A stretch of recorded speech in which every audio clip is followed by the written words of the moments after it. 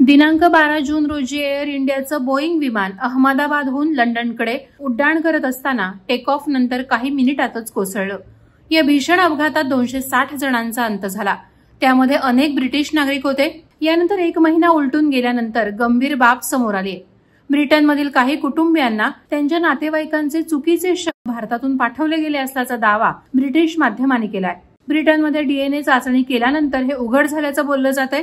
अनेक डीएनए त्यांच्या नातेवाईकांच्या नमुन्यांशी जुळले नाहीत। एकाच कंटेनरमध्ये एकापेक्षा अधिक व्यक्तींचे अवशेष आढळलं असे आरोप होत आहेत। अहमदाबादच्या सिव्हिल हॉस्पिटलमधून मृतदेह प्लास्टिक कंटेनर आणि शवपेट्यांमध्ये पाठवण्यात आले।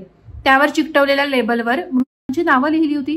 मृतदेह इतके जळाले होते की भारतीय अधिकाऱ्यांनी शवपेट्या उघडण्याची परवानगी दिली नव्हती।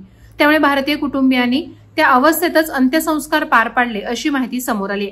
आम्ही आधीच धक्क्यात आहोत। आता आम्हाला आणखी सांगितलं जातं की ज्यांचे अंत्यसंस्कार आम्ही केले ते आमचे नातेवाईक नव्हतेच। हे दुहेरी मानसिक छळासारखं आहे अशी भावना एका ब्रिटिश कुटुंबानं माध्यमांशी बोलताना व्यक्त केली। या प्रकरणावर प्रतिक्रिया देताना भारत सरकारनं सांगितलंय की डीएनए चाचण्या प्रस्थापित प्रोटोकॉल्सनुसार केल्यात आणि यात संपूर्ण काळजी घेतली होती।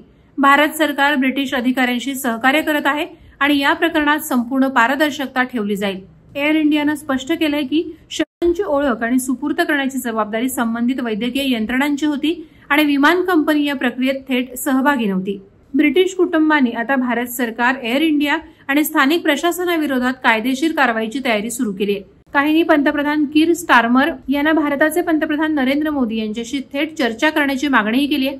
दरम्यान या अपघातात बाधित झालेल्या प्रत्येक व्यक्तीला न्याय मिळावा आणि त्यांच्या कुटुंबियांच्या वेदनेची योग्य दखल घेऊन दोषींवर कठोर कारवाई व्हावी हीच आता संपूर्ण देशाची अपेक्षा आहे। वादळवारा लाईव्हसाठी न्यूज ब्युरो, मुंबई। नवी मुंबई व रायगड जिल्ह्यातील ताज्या बातम्या आणि घडामोडींसाठी सबस्क्राईब करा वादळवारा लाईव्ह चॅनल आणि दाबा बेल आयकॉन।